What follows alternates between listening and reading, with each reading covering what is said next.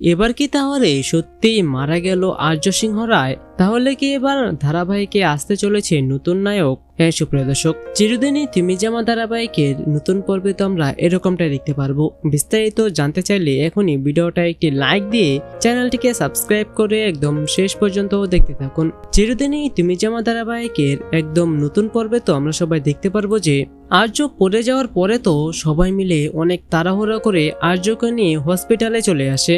আর রাজলক্ষ্মী তো আর্যকে দেখে অনেক কান্না করতে থাকে আর ডক্টরকে বলতে থাকে যে ডক্টর প্লিজ আপনারা চেষ্টা করুন, যেভাবে হোক আর্যকে আপনারা বাঁচিয়ে তুলুন।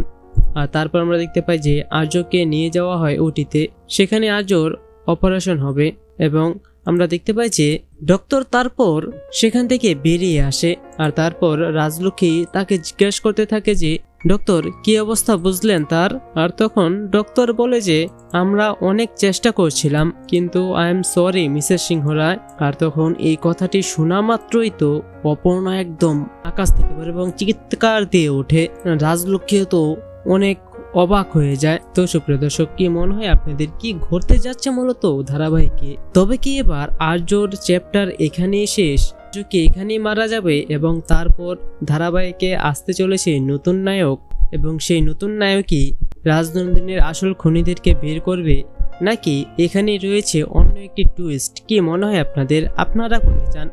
এ নিয়ে আপনাদের মূল্যবান মতামতটি নিচে কমেন্টে জানিয়ে দিন এবং এরকমই প্রতিদিনের সব আপডেট সবার আগে পেতে চাইলে এখনই আমাদের এই চ্যানেলটিকে সাবস্ক্রাইব করে দিন। ধন্যবাদ সবাইকে।